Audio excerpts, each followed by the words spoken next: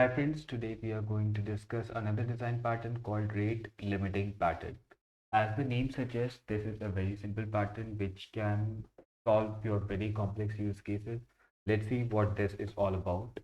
Let's say you have some service which is doing some work and you have another service or some users who want to access your service. So what they are going to do is they are going to basically call your service or access resources through your service or get some work done through your service. So this is the target service that we are concerned about.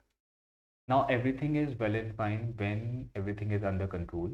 But for example, if there is sudden surge in traffic on your service, what is going to happen is it is going to impact your target service. Why it is going to get impacted? Because every service or everything has limited resources and it can take traffic up to a certain limit. You can add number of resources in an auto scaling group, but there are always going to be some bottlenecks in your system and you might want to control cost as well. So what you do is to control cost and to keep your system stability in mind, what you can do is you can limit your traffic or you can rate limit your traffic. For example, you can basically say that you're only allowing 5 requests per second, or what you can do is you can make 50 requests per second, or you can say that I allow 60 requests per minute. You can also say that you are allowing 45 requests per 15 seconds.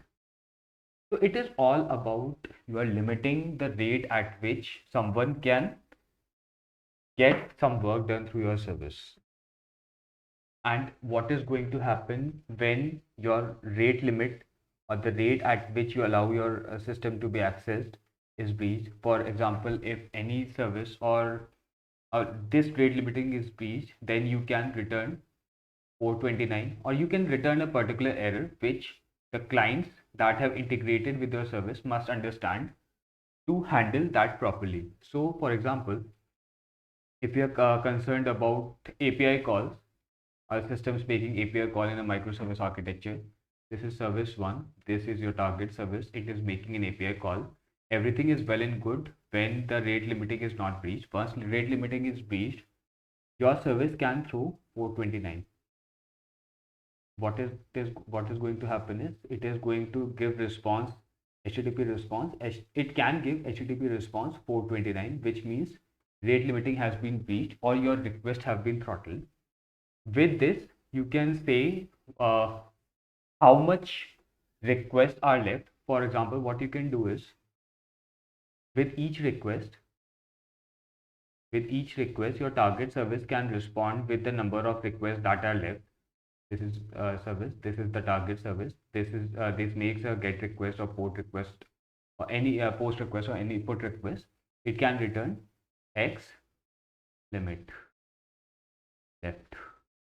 These are all basically custom implementations that we're talking about. It's the general idea that how you can integrate rate limiting in your system or implement rate limiting in your system, and what are the general and best practices around the industry. So what you can return is you can return 5. If for example next request comes, you can give next request you can give the response that 4 requests are left. So this is one of the implementation, though there can be downsides to this implementation because your application will have to keep track of these resources which are left for a particular user or a particular service. But this is one of the way you can handle it. The way you can implement it. There are other ways also. Now, this was not the implementation part. This was the nitty-gritty details about the rate limiting. Let's see how we can implement rate limiting. Now let's see how we can implement rate limiting. We are going to go from a very simple solution to a more complex solution. So let's consider the scenario where we have only one service, service 1 and service 2, and this service is calling this service, and we need to implement rate limiting so that service 1 may not overwhelm service 2. What you can do is, and they are only, since there are only one instance of each service, then we can say that this is I1 and this is I2. They are one instance. So what you can do is you can keep an in-memory counter of how many requests have been sent from service 1 to service 2, and if, for example, let's say 50 requests per second counter is breached, then you can return 4 to 9. For example, if more than 50 requests per second have been reached, then you can give 4 to 9. And this counter for every request, you're going to set 49, 48, and once 1 second is reached, you can basically reset that counter to 50 again. So this is the very crude implementation, but this is the starting point. Now, what is going to happen when you have multiple? This is one service, and since there are going to be multiple service instances of this service 1, for example, I1, I2, I3, and for handling traffic in a fault tolerant and highly available fashion, what you are going to do is you are going to have multiple instances. You're going to have I2, you're going to have I12, I30, and I40. So you have multiple instances, and in this case, if you use in-memory counter to ensure that more than 50 requests per second are not handled in your system, then what is going to happen is either you have to hard code or strongly hard couple your 50 requests per second rate to 3 boxes. That means that you are going to have roughly 17 requests per second on each instance. So one of the very crude implementation can be, which may not be the right one, is you can set 17 requests per second on each of these instances. So you are going to get 17 into 3 plus 51 requests per second throttling. So each instance is going to keep an internal memory counter of 17 requests per second, and that is going to work, but it is not the right solution. What you can do is, instead of having an in-memory counter, you can keep this counter in some database. You can keep this counter in some sort of database, and rather than having in-memory counter, you can, all these services can access the database. And now this implementation will also have some drawbacks, but it is one step ahead of our previous solution, in which for every request that comes, these instances, which are basically going to rate limit, are going to increment the counter in their database. And if the database value increases 50, so for what they're going to do is, they are going to get and increment the values in the database. So they are going to get 50, then decrement that value to 49. They're going to get 49, then they are going to decrement that to 48, like that. And what is going to happen is, when their value reaches 0, then they are not going to allow this request. They are going to give 429 in the response. Now, one thing is, you have to implement this. How are you going to implement this? What you can do is, you can select a database which supports time to live, or TTL, time to live, for a particular key. So what you will do is, in your database, you are going to set the key value and TTL. So key is going to be some key, let's say X, and then your value is going to be 50, and your TTL is going to be, let's say, 60 seconds. So what is going to happen is, each of this application which is going to rate limit, what it is going to do is, it is going to check whether this value is present, Ex is present or not. If X is present, then it is going to decrement the value, and if X is present, then it is going to decrement the value and take that value. So it is going to get 49. it is present or not present, so it is going to get 48, matlab decrement, and then get the value, and similarly it is going to happen. So your value is going to reduce, and once that value reaches 0, then it is not going to get it is going to get 0, where your instances will have handled that if value is 0, then they are going to give 429 or rate limit exceeded to the requester. Now, how is this TTL going to help? This TTL is going to help is whenever this 60-second counter is reached, your database is going to purge this entry. So when next time your application again tries to fetches this data, and if it sees that this value is not present, then it is your application's responsibility to set this value to X, set this key X to value 50 and its TTL to 60. So again, next time, whenever any other service instance reads this value, this time it is going to get X and it is going to give the response. So this is a key value store through which you can implement rate limiting in your system. Frequently used key value store which supports this is Redis. Redis is mostly used because it is an in-memory store, so it is very fast.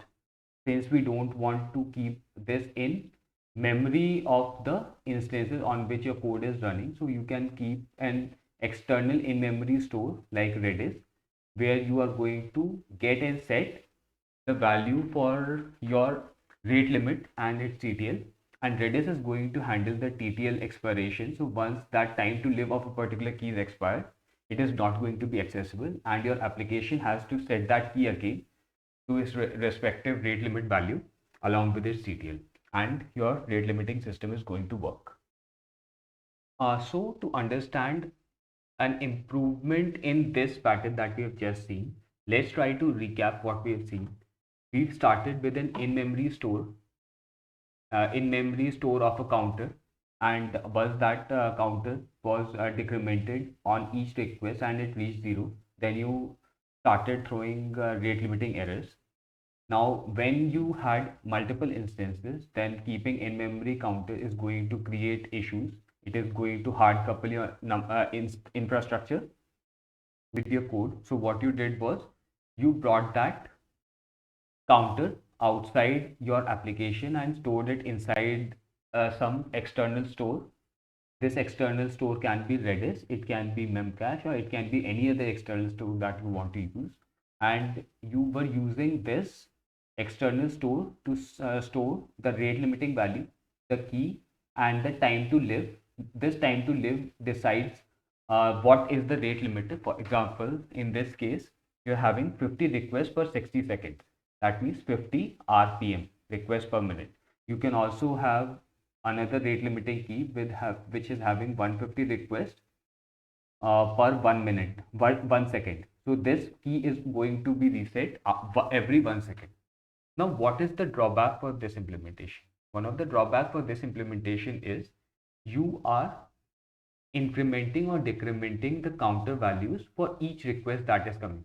So if one request comes to your application, then you have to do that operation to a corresponding operation in your key value store, which is storing your rate limiting counter. Now, to improve on this, what we can do is, instead of making each request taking call for each incoming call, you're not going to make one request to the key value store where you're storing the counter. What you can do is you can divide your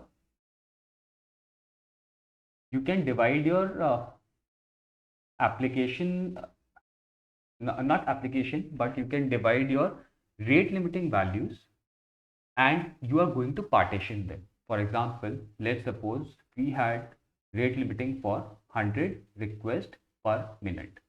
So what we can do is we can divide this rate limit into partitions of 25, 4 partitions of 25, right? And we are going to create 4 partitions in some data store,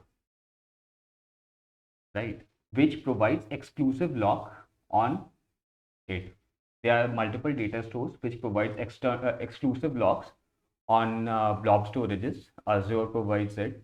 So you need something that can provide you locking over a particular data store. Locking is just like this, that no other application can basically read or access a particular file. You can create an empty file in your blob storage which provides locking or exclusive rights, so that once any application wants to send traffic to a particular, let's say, all these rate limiting is being done so that traffic, let's ignore this. We have incoming requests on our instances. These are instances of same service, and whether we are going to respond to this incoming traffic or not, that is decided by the rate limiting system. For each request, we are not going to make request to our expense store. Each instance is going to, whenever request comes, it is going to acquire a lock on this P1, or it is going to check whether any of the partition is available or not. It is going to check whether P2 is available or not. If P2 is available, it is going to take a lock on this partition or on this file. Once this lock is acquired, this instance I1 gets to accept 25 requests for 5 requests for 1 minute, and it is going to keep this value inside the memory, like the in-memory store or in-memory counter that we had discussed. It is going to store this in memory, and it is not going to make subsequent request to our locking system or to our rate limiting system. So for 25 requests, it is going to keep an counter for 1 minute, and those 25 requests are going to be returned. And if next 25 more than 25 requests come, it is going to take another lock if that is available. And if it is able to take a lock, then it will take the lock and increment the value. And if it is not able to take a lock, then it is going to return 4 to 9. This way, you are not making request for each and every. You are not making request to your data store for each and every request.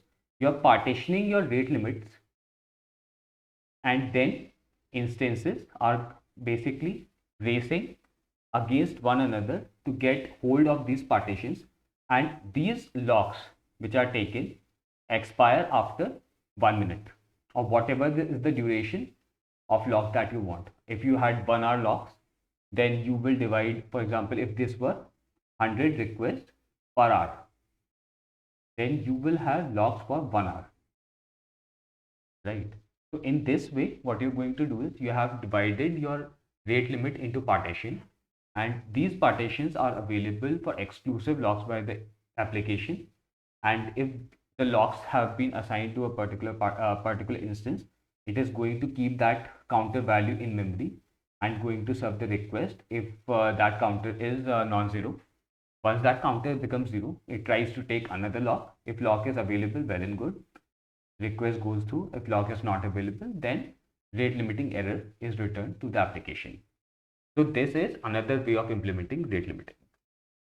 Now all the rate limiting that we have seen was seen from the viewpoint that requests are coming to your application, and it is your application which is rate limiting these requests, right?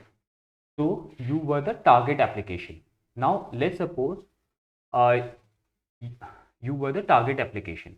Now let's suppose you're not the target application, but what if you are the source application which is sending the traffic? So these are the two viewpoints through which you have to understand rate limiting systems. Now we have understood what rate limiting looks like and what are the considerations when you are the target system. Let's see what are the considerations when you are the source system.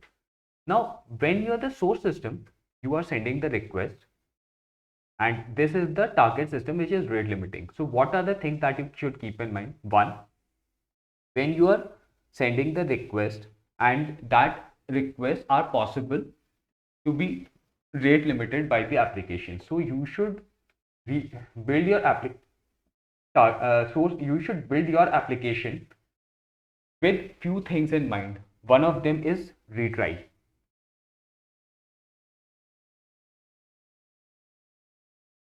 Right? So if you are making a particular request and this request can 4 to 9 or rate limited, it can be rate limited. So you should build a system which can retry to the target system.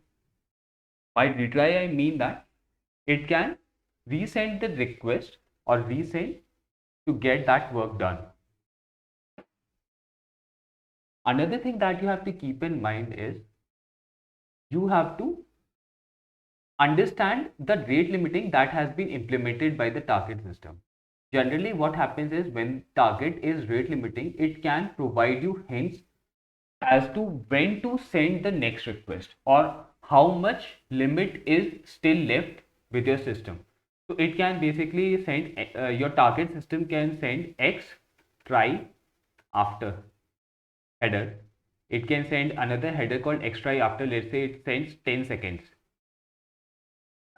Suppose this target system has rate limited your incoming request and in the response it is given the error that rate limiting has been exceeded, and it is also sending a hint X try after which says that 10 seconds. So your system should implement a mechanism which reads this X try after header and it can calibrate itself to send the request after 10 seconds only. This way, when you are understanding how your target application is behaving, you can solve many use cases. One of the use case of understanding target application behavior is, for example, if you have to make 10,000 requests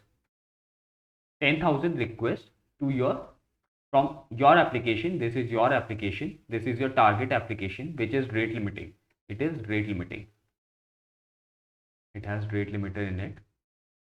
And this application accepts only 2000 requests per second and you are sending 10,000 requests. What is going to happen is you are sending 10,000 requests. It is going to send rate limited for 8,000 requests. Then you are going to send 8,000 requests per second. Then it is going to send rate limiting exceeded for 6K request. Then again you are going to send 6K request. Then it is going to send 4K 4,429 error codes or rate limiting exceeded error codes. Then you are going to make 4K request, 4,000 API calls per second. Then it is going to send 2,429 or rate limiting exceeded errors. Then you are going to make 2,000 API calls. Then it is going to send 200 for all the calls since it was 2,000 requests per second was the rate limiting. Now you have seen how much duplicate work or how much unnecessary work that we are doing. Let's try to see how much unnecessary work we are doing. This is unnecessary work. This is unnecessary work. This is unnecessary work. This is unnecessary work. If we had understood the rate limiting pattern, we would have avoided all this scenario by sending 2,000 requests per second only. We would have sent 2,000 requests from source to target. This is the rate limiter. We would have sent 2,000 requests in per second, 2,000 requests in second, and similarly we would have sent 2,000 requests for 5 seconds and our work would have been done. But here we have done so much work, we had sent so much requests which were ultimately rate limited by the target system. This was unnecessary work that we have done. One more thing that we have to keep in mind is even we have implemented rate limiting or if we are sending intelligent traffic to the target system, we still have to handle retries and rate limiting because there are still cases where rate limiting can get triggered in the target system and these error codes or this type of handling should be done in your source application so that even if for 2000 requests, for example, let's say one request gets rate limited, your application should handle this and send 2000 plus one request, or rather it should send only 2000 requests so that it is handled. This is what retries is. If you get a particular error, and if it is a retriable error code, then you should retry for that request. Rate limiting use cases are mostly applicable when, not mostly, but they are also applicable in bulk scenarios. For example, if you have some crons that are running, which are accessing particular system, it can be database, it can be API service, it can be any resource. And rate limiting is not limited to API calls only. It can be limited, it can be done for network data. For example, 2 GB per second, and like that it can be done for anything. Rate limiting can be done for anything. You just want to throttle the resource consumption by your consumers. So if there is a particular cron which is accessing particular resource, and if this cron is not handling the traffic well, it should also have rate limiting logic in it, so that it is sending the request in a throttle fashion. And how you are going to ensure it is sending the traffic to throttle in a throttle fashion? Either you can use the partitioning logic that we have seen. For example, if it is supporting 1000 requests per second, then you can basically partition this 1000 requests into 5 chunks of 200 requests, and each chunk can be picked by any consumer. And then once a particular consumer has a lock over this chunk or partition, exclusive lock over this partition, then it can send 200 requests to our rate limited application. So this is rate limiting from the sender side. This was earlier we had discussed from the receiver side. Similarly, rate limiting can also be used to throttle the sender. You should also keep in mind that, for example, if this is a sender, this is the target application which is rate limiting. If, for example, if you are getting requests, and for these requests you are making API, you are making calls or consuming target application, then if target application is rate limiting, then what you had to do is you had to implement retry mechanism so that requests are retried on the target application. But during this duration, you have to keep these retried requests in your memory. Or if you developed an intelligent application which is honoring the rate limiting that has been implemented by the target application, so even if you are getting more requests on yourself, on your application, even if you're getting more requests on your application, you will be sending throttle traffic to the target application. So in this case also, you are storing the difference. For example, if you're getting 200 requests per second in input, and you can only send 50 requests per second for the target application, so you will have to keep 150 requests per second in your memory. Your application is going to store 150 requests in memory, which is going to release in a throttled fashion, right? So these 150 requests will be saved in memory. And now this is a wrong pattern. Since you are storing the undone work in your memory, and if this application crashes, then 150 requests for 1 second which were stored in memory are going to be lost. So to handle these types of scenarios where there is definitely a difference in rate of consumption and rate of production by two systems, what you have to do is you have to use messaging systems in these type of scenarios. If there is a rate limiting pattern, so you are getting 200 requests per second, what you will do is you are going to take the request, you are going to keep it in a message queue. So your messages become durable. Even if your system crashes, they are going to be persisted in your messaging system. Now you will create a consumer for this messaging system, let's say S dash, which is going to read at the pace with which it can interact with our target application, right? So it is going to read request at 50 requests per second, and then it is going to hit our target application. This way, our consumer S dash is sensitive to the rate limit that has been set by our target application. Now, to implement rate limit like 50 requests, it is only picking 50 requests per second. You can use any of the rate limiting pattern that we have seen, either taking partition locks over an exclusive file in some storage, or you can use Redis or Memcache or any of the previous solutions. This type of rate limiting pattern can be used for any type of services. Your target service can be a database, it can be a microservice API, it can be a network appliance or anything. It can be used for anything. The concept remains the same. So that is all for the rate limiting pattern. I hope you enjoyed the video. Please let me know your views in comments. Please like the video if you liked it, and let me know your views in comments. Thank you and have a nice day.